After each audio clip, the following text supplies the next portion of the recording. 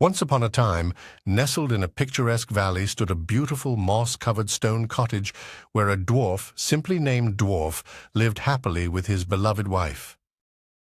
One bright morning, Dwarf awoke to find his wife missing. Her shawl lay draped over a chair, her favorite mug of tea untouched on the table. His heart sank, and he resolved to find her, no matter how far his journey might take him. Dwarf packed a small bag, his trusty axe, a slice of bread, and a flask of water, and began his search. After following a winding trail through the sun-dappled woods, he arrived at a crossroads. As he paused, trying to decide which path to take, he bumped into his good friend Dwarf. "Dwarf, Dwarf!" Dwarf exclaimed, startled but relieved to see a familiar face. "Dwarf, my friend, what brings you here?" Dwarf asked with genuine concern.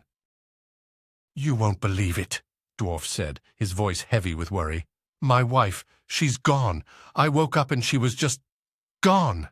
I've been searching for her and have no idea where to go." Dwarf looked him straight in the eye and, with a determined nod, replied, "I'll come with you. We'll find her together." And so, side by side, Dwarf and Dwarf continued down one of the paths. The trees whispered secrets, the breeze carried the faintest scent of something unfamiliar, but their determination remained firm.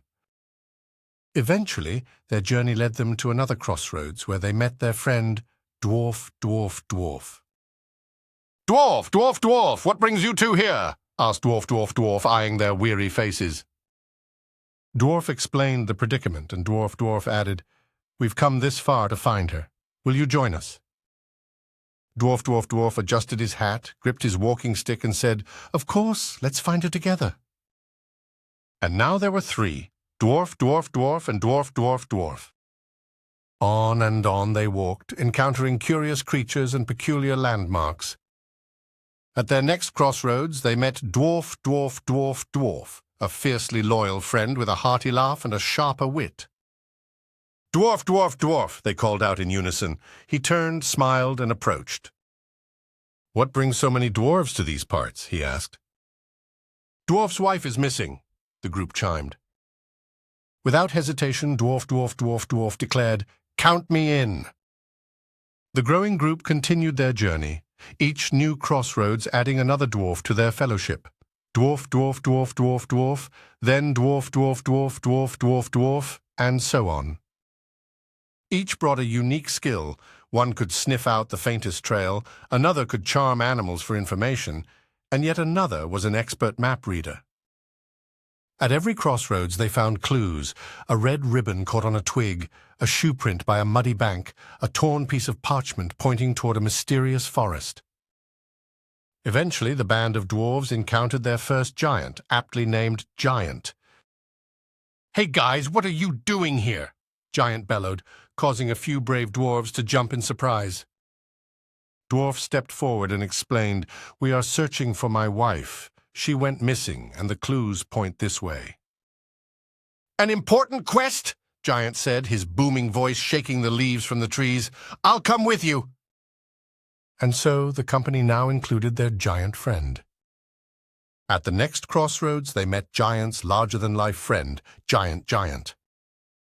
The dwarves and Giant explained the situation, prompting Giant to exclaim, "Unbelievable! But I'll join you. Together we'll find her." Further on, the clues became more distinctive. A lock of hair caught on an errant branch, a locket that once belonged to Dwarf's wife. They began piecing everything together. The trail led them to the Forest of Murmur, over the legendary Bridge of Sensitivity. It was said that no ordinary adventurer could cross that bridge and live to tell the tale, for it was guarded by a fearsome ogre.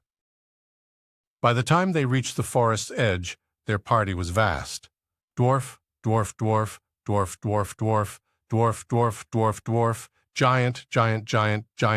Giant, and so on.